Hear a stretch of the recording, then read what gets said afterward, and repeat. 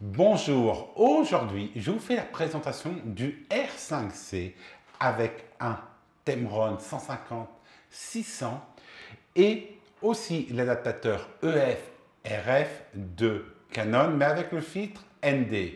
C'est-à-dire que vous allez avoir le filtre ND la journée comme vous voyez ici et vous allez l'avoir avec le film clair la nuit. Alors j'ai filmé une grande roue qui est quand même très loin de chez moi. On est aux alentours de, on va dire, 3-4 km, je pense, à vol d'oiseau. Alors, pour cet enregistrement, par contre, j'enregistre l'ensemble de mes vidéos avec la carte AV Pro SE de Angel Bird. Vous allez avoir le test la semaine prochaine sur la chaîne. Alors, abonnez-vous. Tout d'abord, vous allez voir une image incroyable qui sort du R5C de Canon. C'est waouh! À chaque fois que je l'utilise. J'avais un S1H et je ne regrette pas le changement. Je regrette uniquement la stabilisation. Alors, 2 jours, attention, vous allez avoir une brume de chaleur quand je vais zoomer avec le 150-600. Alors, voici la distance à 24 mm. Maintenant à 70 et vous voyez un tremblement. Il faut savoir que l'objectif que j'ai c'est un 24-70 EF deuxième génération de Canon et vous n'avez pas de stabilisation dessus et je n'ai pas activé la stabilisation sur le R5C. Alors, maintenant je monte le Tamron dessus sur le R5C et regardez les images. Ici, vous êtes à 150 mm ISO 100 et vous avez le Fit ND qui est pratiquement au maximum. Vous n'avez pas, on va dire, de résidus bleutés. L'image est comme celle que vous pouvez voir avec vos yeux. Là, on tourne ici en RAW 12 bits, 25 images par seconde. Alors maintenant, je vais zoomer de 150 à 600. Ici, vous voyez une brume de chaleur, mais l'image est très nette et la science des couleurs est parfaite. Maintenant, on va passer aux photos avant de passer à la vidéo. Ici, on va être de nuit. Alors, première photo, ISO 1600. Netteté incroyable, picté très très bon et surtout, le grain au niveau de l'ISO, parfait. Maintenant, on va monter en ISO.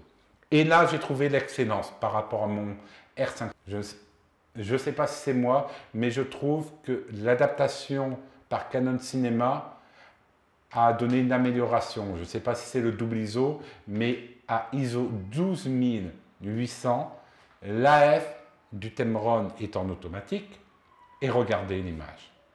Elle est incroyable, elle est spectaculaire et ça a été tiré de nuit à minuit et comme vous voyez par rapport à l'image que je vous ai montrée à 24 mm, la distance est énorme. Donc, si vous faites de l'animalier, cet appareil est fait pour vous. Un petit point maintenant. Il faut savoir que sur le Tamron 150-600, l'AF ne fonctionne pas en vidéo. Il fait un bruit, il fait pour faire simple. En photo, non. Donc, en vidéo, je dois l'utiliser en manuel. Maintenant, passons à la première vidéo. ISO 3200, base 3200. Comme vous voyez, l'image est parfaite et le bruit est totalement atténué. C'est comme si on était à ISO 800. Maintenant, 150 mm à ISO 3200, ouverture f6.3 et maintenant je zoome à 600.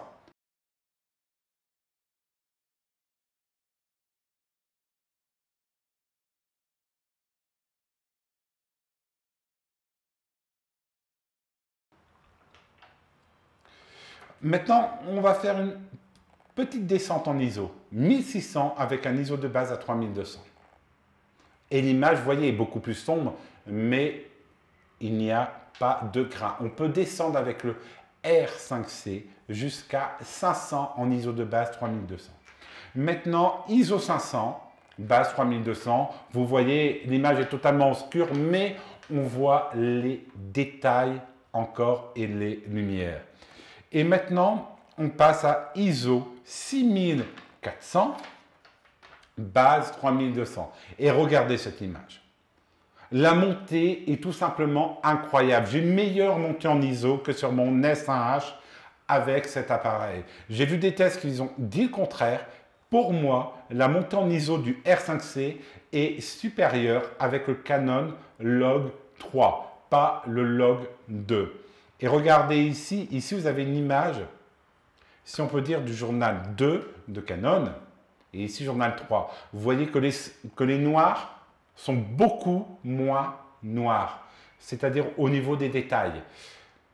Alors, que peut-on dire de cet appareil? C'est un appareil qui a totalement révolutionné le monde de la photo et de la vidéo. Il a 5 ans d'avance pour moi sur les appareils comme Panasonic, Sony, Nikon. Canon frappe un énorme coup avec son R5C qui a été revisité par Canon Cinema et pas avoir un R5 avec une fonction vidéo. Ça, ici, vous n'avez pas un R5 avec une fonction vidéo, vous avez réellement un Canon Cinema entre vos mains pour 4 900 € et un appareil photo. C'est-à-dire que vous avez deux choses et comme vous le savez, une C200, une C400, vous pouvez arriver parfois à des prix jusqu'à 10 000 €. Ici, Canon est en train de frapper fort avec cet appareil tout-terrain que tout le monde peut utiliser et avec des images incroyables. Regardez ici encore les images de la super lune au Brésil.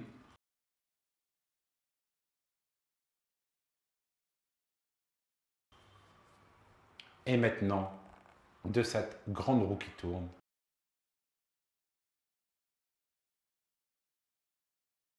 Rien à dire, c'est le meilleur appareil photo à acheter en 2022, 2023 et certainement 2024. Car Canon, on sait très bien, garde ses appareils environ 5 ans. Et qui aujourd'hui peut battre Canon au niveau de l'AF, de sa science des couleurs avec cet appareil? Rappelez-vous du 5D Mark IV qui est toujours vendu et qui est toujours la référence pour la réalisation de portraits. Canon a frappé un grand coup avec cet appareil qui est incroyable.